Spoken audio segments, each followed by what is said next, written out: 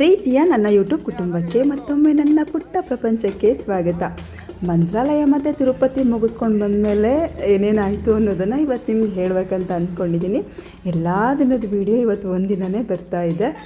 ಎಲ್ಲ ಕಡೆ ಜೋರು ಮಳೆ ಬಂತು ಅಂತ ಹೇಳ್ತಾನೆ ಇರ್ತಾರೆ. ಆದರೆ ನಮ್ಮೂರಲ್ಲಿ ಯಾಕೋ ಮಳೆನೇ ಬಂದಿಲ್ಲ. ಒಂದೇ ಒಂದಿನ ಮಳೆ ಬಂದಿದ್ದು, ಅದು ಸ್ವಲ್ಪ ಬಂದಿದ್ದು. ಹಾಗಾಗಿ ಇವತ್ತು ಮಳೆರಾಯನ ಹಬ್ಬವನ್ನು ಮಾಡ್ತಾಯಿದ್ದಾರೆ. ಪ್ರತಿ ವರ್ಷ ಮಳೆ ಬರಲಿಲ್ಲ ಅಂದರೆ ಮಳೆರಾಯನ ಹಬ್ಬವನ್ನು ಮಾಡ್ತಾರೆ. ಎಲ್ಲರ ಮನೆಯಲ್ಲೂ ಹೋಗಿ ಅಕ್ಕಿ, ಬೇಳೆ, ಖಾರದ ಪುಡಿ, ಹುಣಸೆ ಹಣ್ಣು, ಹೋಟೆಲ್ ಬೇಳೆ ಸಾಂಬಾರು ಅನ್ನೋಕ್ಕೆ ಏನೇನು ಬೇಕು ಎಲ್ಲವನ್ನು ಈಸ್ಕೊಂಡು ಹೋಗ್ತಾರೆ. 2 ಕಪ್ಪೆಗಳನ್ನ ಮಾಡ್ಕೊಂಡು ಮಣ್ಣಲ್ಲಿ ಮಾಡಿಕೊಂಡು 2 ಜೀವಂತ ಕಪ್ಪೆಗಳನ್ನ ಹಿಡ್ಕೊಂಡು ಎಲ್ಲರ ಮನೆ ಬಾಗಿಲಿಗೆ ಹೋಗಿ ನೀರು ಹಾಕಿಸ್ಕೊಂಡು ಊರೆಲ್ಲ ಮೆರವಣಿಗೆ ಮಾಡ್ತಾರೆ. ಮೊದಲೆಲ್ಲ ಜಾಸ್ತಿ ಜನ ಹೋಗ್ತಿದ್ರು, ಇವಾಗೆಲ್ಲ ಸ್ವಲ್ಪ ಜನ ಹೋಗ್ತಾರೆ. ಈ ರೀತಿ ಮಳೆರಾಯನ ಹಬ್ಬ ಮಾಡಿದ್ರೆ ಊರಲ್ಲಿ ಮಳೆ ಬರುತ್ತೆ ಅನ್ನೋದು ನಂಬಿಕೆ.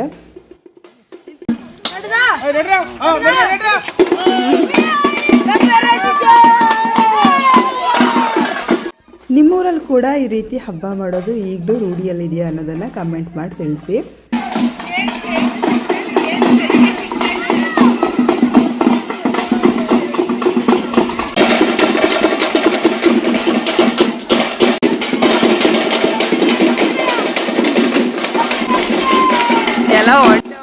ಮನೆಗೂ ಹೋಗಿ ಈ ರೀತಿ ಕಲೆಕ್ಟ್ ಮಾಡ್ಕೊಂಡಿರುವಂತಹ ವಸ್ತುಗಳಲ್ಲಿ ದೇವಸ್ಥಾನದ ಹತ್ರ ಅಡುಗೆ ಮಾಡ್ಕೊಂಡು ಎಲ್ಲರಿಗೂ ಊಟಕ್ಕೆ ಹಾಕ್ತಾರೆ.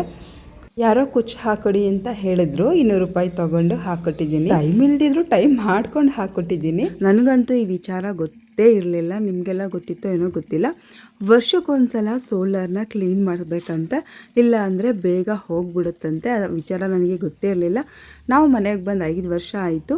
ಇವಾಗ ಪಕ್ಕದ ಮನೆಯವ್ರು ಮಾಡಿಸ್ತಿದ್ರು. ನನ್ನ ಫ್ರೆಂಡ್ ಮನೇಲಿ ಮಾಡಿಸೋದಕ್ಕಾಗಲೇ ಇಲ್ಲ, ಯಾಕಂದರೆ ಪೈಪ್ಗಳೆಲ್ಲ ಲೂಸ್ ಆಗಿಬಿಟ್ಟಿತ್ತು. ಇದು ಮಾಡ್ಸೋಕ್ಕಾಗಲ್ಲ, ಬಿಚ್ಚಿದ್ರೆ ಫುಲ್ ಹೊಟ್ಟೋಗ್ಬಿಡುತ್ತೆ.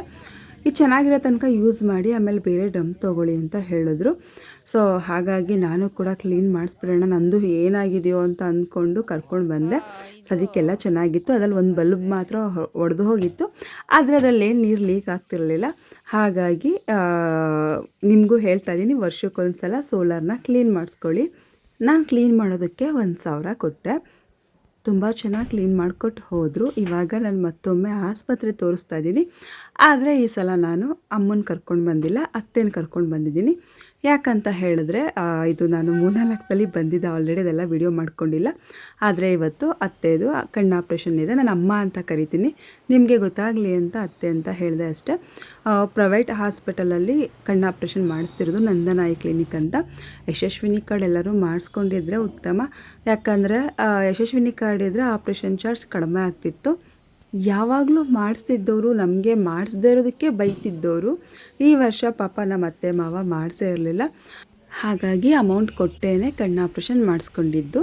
ನಂದನ ಕಣ್ಣಿನ ಆಸ್ಪತ್ರೆ ಸ್ಮಾರ್ಟ್ ಬಜಾರ್ ಹತ್ರ ರಾಮಸ್ವಾಮಿ ಸರ್ಕಲ್ನಲ್ಲಿರೋದು, ಅಲ್ಲಿ ಮಾಡಿಸ್ಕೊಂಡಿದ್ದು. ಇವಾಗ ಕಣ್ಣು ಆಪ್ರೇಷನ್ ಮಾಡೋದಕ್ಕೆ ಕರ್ಕೊಂಡು ಹೋಗ್ತಾ ಇದ್ದಾರೆ. ಆಸ್ಪತ್ರೆ ಅಂತೂ ತುಂಬಾ ಕ್ಲೀನಾಗಿದೆ, ತುಂಬ ಚೆನ್ನಾಗಿ ಮೇಂಟೈನ್ ಮಾಡಿದ್ದಾರೆ.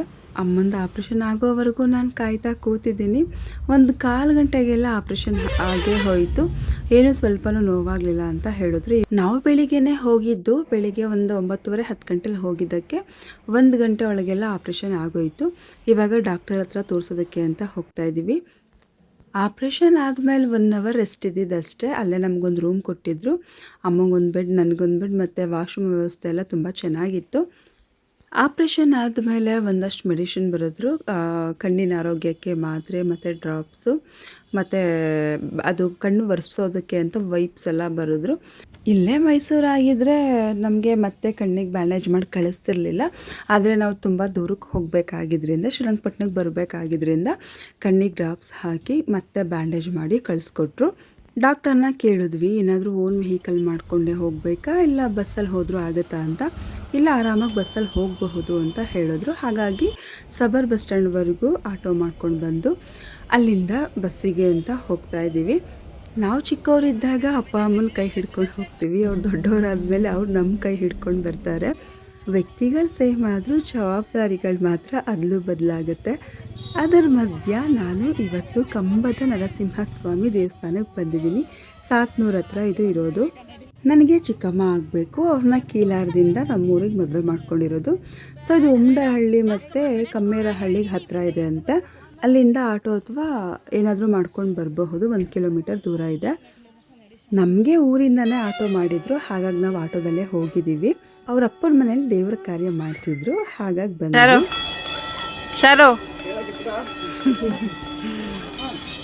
ನಾವು ಹೋಗುವಷ್ಟರಲ್ಲಿ 12:30ರಿಂದ 1 ಗಂಟೆ ಮೇಲಾಗಿತ್ತು. ತುಂಬ ಬಿಸಿಲಿದೆ, ಮೆಟ್ಲು ಕೂಡ ಜಾಸ್ತಿ ಇದೆಯೇನೋ ಅಂತ ಅಂದ್ಕೊಂಡು ಸ್ವಲ್ಪ ಜನ ಬರಲಿಲ್ಲ. ಆದರೆ ಮೆಟ್ಲೇನು ತುಂಬ ಜಾಸ್ತಿ ಇರಲಿಲ್ಲ, ಆರಾಮಾಗಿ ಹತ್ತಬಹುದಾಗಿತ್ತು. ಜೊತೆಗೆ ನೆಲಕ್ಕೆಲ್ಲ ವೈಟ್ ಬಣ್ಣ ಹೊಡೆದಿದ್ರು, ಹಾಗಾಗಿ ಕಾಲು ಕೂಡ ಸುಡ್ತಿರ್ಲಿಲ್ಲ. ನಾವೆಲ್ಲ ಸ್ವಲ್ಪ ಜನ ಬಂದ್ವಿ.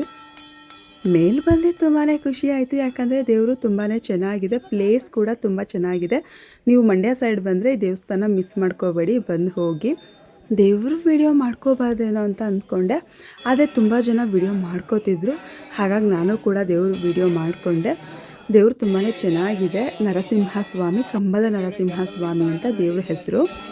ನಾನು ಕೂಡ ಇದೇ ಫಸ್ಟ್ ಟೈಮ್ ಈ ದೇವಸ್ಥಾನಕ್ಕೆ ಬಂದಿದ್ದು. ತುಂಬ ಖುಷಿ ಆಯಿತು. ಹೀಗೆ ನಮ್ಮವರು ಏನಾದರೂ ಫಂಕ್ಷನ್ಗೆ ಹೇಳಿದಾಗ ಅಟೆಂಡ್ ಮಾಡಲೇಬೇಕಾಗುತ್ತೆ, ಯಾಕಂದರೆ ಹೊಸ ಹೊಸ ಜಾಗಗಳನ್ನ ನೋಡಬಹುದು. ಜೊತೆಗೆ ನಮ್ಮವರೆಲ್ಲ ಬಂದರು ಅಂತ ಅವ್ರಿಗೂ ಖುಷಿ ಆಗುತ್ತೆ.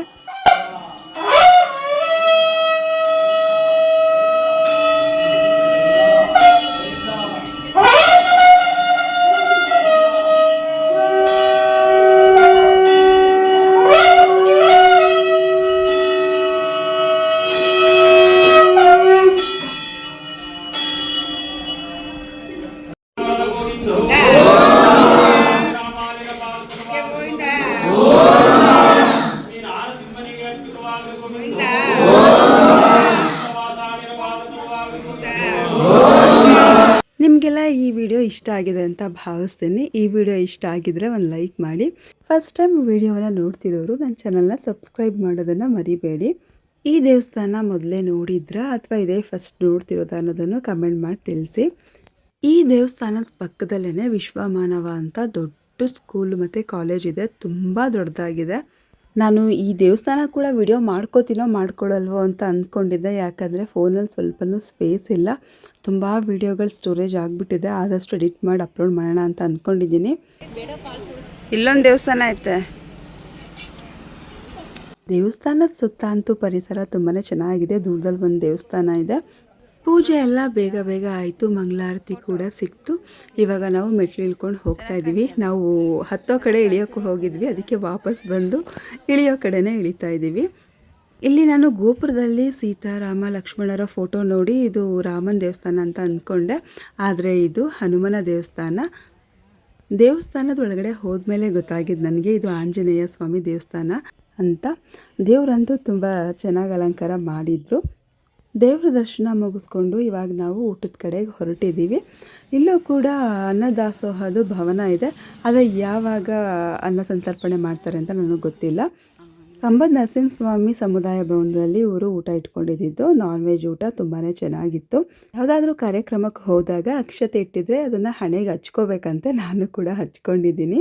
ಬೋರ್ಡ್ ನೋಡಿದ ಮೇಲೆ ಗೊತ್ತಾಯಿತು ಇಲ್ಲೂ ಕೂಡ ಮುಡಿ ಮಾಡಿಸ್ತಾರೆ ಅಂತ. ಇದು ನಾನು ಮತ್ತೊಂದು ಸಲ ನಮ್ಮ ಅತ್ತೆಯನ್ನು ಆಸ್ಪತ್ರೆಗೆ ಕರ್ಕೊಂಡು ಹೋಗಿದ್ದೀನಿ. 10 ದಿನ ಬಿಟ್ಟು ಚೆಕಪ್ಗೆ ಬನ್ನಿ ಅಂತ ಹೇಳಿದರು. ಆದರೆ ಇವತ್ತು ಹೋಗಿರೋದು ಚೆಕಪ್ಗೆಲ್ಲ, ಇನ್ನೊಂದು ಕಣ್ಣು ಆಪ್ರೇಷನ್ನಿಗೆ ಹೋಗಿರೋದು. ನಾವು ಲಾಸ್ಟ್ ಟೈಮ್ ಹೋದಾಗ ಒಬ್ಬರು ಮುಸ್ಲಿಂ ಅವರು ಹೇಳಿದ್ರು, ನಾವು 2 ಆಪ್ರೇಷನ್ನನ್ನು ಒಂದು ವಾರದಲ್ಲೇ ಮಾಡಿಸ್ಕೊಂಡ್ವಿ ಅಂತ. ನಾವು ಡಾಕ್ಟರ್ನ ಕೇಳಿದಾಗ ಹೌದು ಮಾಡಿಸ್ಕೋಬಹುದು ಅಂತ ಹೇಳಿದರು. ಸೊ ಆ ಆರೈಕೆ ಜೊತೆಗೆ ಈ ಆರೈಕೆ ಕೂಡ ಆಗಿಬಿಡುತ್ತೆ ಅಂತ ಹೇಳಿ ನಮ್ಮ ಅತ್ತೆ ಹೋಗಿ ಮಾಡಿಸ್ಕೊಂಡು ಬಿಡೋಣ ಇನ್ನೊಂದು ಕಣ್ಣು ಕೂಡ ಅಂತ ಹೇಳಿದ್ರು. ಸರಿ ನಡೀರಿ ಅಂತ ಕರ್ಕೊಂಡು ಬಂದಿದ್ದೀನಿ. ಇಲ್ಲಿ ನೋಡಿ, ಇಲ್ಲೂ ಒಂದು ಮಾವಿನ ಮರ ಇದೆ. ಲಾಸ್ಟ್ ಟೈಮು ಬಲಗಡೆ ಕಣ್ಣು ಮಾಡಿದ್ದು, ಇವಾಗ ಎಡದಗಡೆ ಕಣ್ಣು ಮಾಡ್ತಿದ್ದಾರೆ.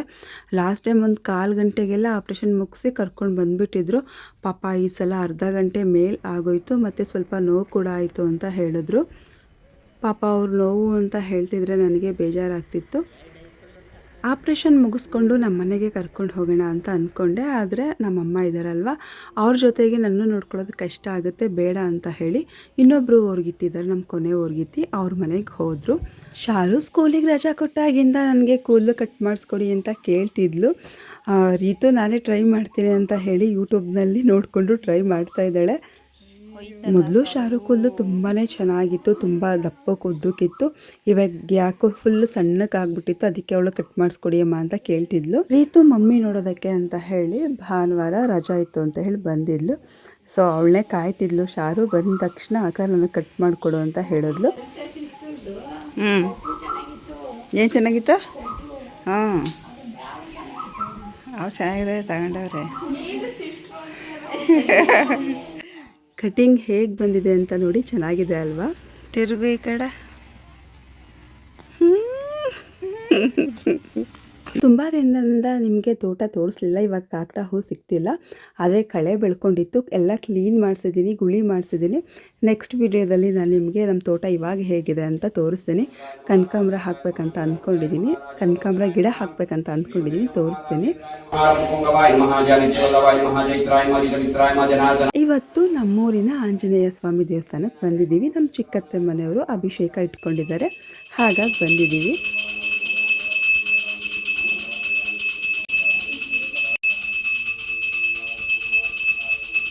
ಆಂಜನೇಯ ಸ್ವಾಮಿಗೆ ದೇವರ ಅಲಂಕಾರ ಯಾವಾಗಲೂ ಚೆನ್ನಾಗಿರುತ್ತೆ. ನಾವು ಅಭಿಷೇಕ ಮಾಡಿದಾಗಲೂ ನಿಮಗೆ ತೋರಿಸಿದೆ, ಅವತ್ತು ಚೆನ್ನಾಗಿತ್ತು, ಇವತ್ತು ಕೂಡ ತುಂಬ ಚೆನ್ನಾಗಿ ಅಲಂಕಾರ ಮಾಡಿದ್ದಾರೆ. ರಾಮ, ಸೀತೆ, ಲಕ್ಷ್ಮಣ, ಹನುಮಂತನ ಈ ಪುಟ್ಟ ಗುಡಿ ಮೊದಲಿಂದ ಇರಲಿಲ್ಲ, ಇವಾಗ ರೀಸೆಂಟಾಗಿ ಮಾಡಿದ್ದಾರೆ, ತುಂಬ ಚೆನ್ನಾಗಿದೆ.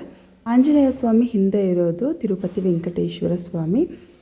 ನಮ್ಮೂರಿನ ಆಂಜನೇಯ ಸ್ವಾಮಿ ದೇವಸ್ಥಾನದಲ್ಲಿ ಹುಣ್ಣಿಮೆ ದಿನ ಸತ್ಯನಾರಾಯಣ ಸ್ವಾಮಿ ಪೂಜೆ ಕೂಡ ಮಾಡ್ತಾರೆ. ಬೆಳಗ್ಗೆ ಅಭಿಷೇಕ ಆಗಿದೆ. ಅಭಿಷೇಕ ಆಗಿದ್ದ ಟೈಮ್ಗೆ ನನಗೆ ಬರೋದಕ್ಕಾಗಲಿಲ್ಲ, ಮನೇಲೆಲ್ಲ ಕೆಲಸ ಮುಗಿಸಿ ಅಡುಗೆ ಮಾಡಿ ಬರೋದು ಲೇಟ್ ಆಯಿತು. ನಾನು ನಿಮಗೆ ತುಂಬ ವಿಡಿಯೋದಲ್ಲಿ ಹೇಳಿದ್ದೀನಿ, ನಮ್ಮೂರಿನ ಆಂಜನೇಯ ಸ್ವಾಮಿ ದೇವಸ್ಥಾನ ಇರೋದು ಪ್ರಕೃತಿಯ ಮಡಿಲಲ್ಲಿ ಅಂತ. ನಮ್ಮ ಮರಳಿಲಿಂಗೇಶ್ವರ ದೇವಸ್ಥಾನ ಇರೋದು ಕೂಡ ಹಾಗೆ. ದೇವಸ್ಥಾನದ ಹಿಂಭಾಗ, ಮುಂಭಾಗ ಎಲ್ಲ ತುಂಬಾ ಚೆನ್ನಾಗಿದೆ. ನೇಚರ್ ಇಷ್ಟು ಚೆನ್ನಾಗಿ ಕಾಣಿಸ್ತಿರೋದು ನೋಡಿ ಶಾರು ಅಮ್ಮ ನನಗೊಂದಷ್ಟು ಫೋಟೋ ತೆಕ್ಕೊಡಮ್ಮ ಇಲ್ಲಿ ಅಂತ ಕೇಳಿದ್ಲು. ಅದಕ್ಕೆ ಅವಳಿಗೊಂದಷ್ಟು ಫೋಟೋಸ್ ತೆಗೆದುಕೊಟ್ಟೆ. ಹೀಗೆ ಮಧ್ಯ ಹೋಗಿ ಒಂದಷ್ಟು ಶಾಪಿಂಗ್ ಕೂಡ ಆಯಿತು. ವಾಚು ಮತ್ತು ಬ್ಯಾಗ್ ತೊಗೊಂಡು ನಿಮ್ಗೆ ಹೇಳಿದ್ದೆ, ತೋರಿಸಿದೆ ಅಂತ ತೋರಿಸೋದಕ್ಕಾಗಲಿಲ್ಲ. ಹೊಸ ಕನ್ನಡಕ ಕೂಡ ತೊಗೊಂಡ್ಲು. ಕೊಳ ನೋಡಿ ಎಷ್ಟು ಚೆನ್ನಾಗಿ ಕಾಣಿಸ್ತಿದೆ ಅಂತ. ನಮ್ಮ ಚಿಕ್ಕತ್ತೆ ಮನೆಯವರು ಆಟೋ ಮಾಡ್ಕೊಂಡು ಬಂದಿದ್ದರು. ನಾನು ಟ್ಯೂಷನ್ ಕೂಡ ಶುರು ಮಾಡಿದೆ, ಯಾಕಂತ ಹೇಳಿದ್ರೆ ಮಕ್ಕಳೆಲ್ಲ ಮರ್ತ್ಬಿಟ್ಟಿರ್ತಾವಲ್ವ, ಸ್ಕೂಲ್ಗೆ ಹೋಗುವಷ್ಟರಲ್ಲಿ ಸ್ವಲ್ಪ ರೀಕ್ಯಾಪ್ ಮಾಡೋಣ ಅಂತ. ಆದಷ್ಟು ಬೇಗ ಮುಂದಿನ ವಿಡಿಯೋದಲ್ಲಿ ಸಿಗ್ತೀನಿ. ಅಲ್ಲಿವರೆಗೂ ಧನ್ಯವಾದಗಳು.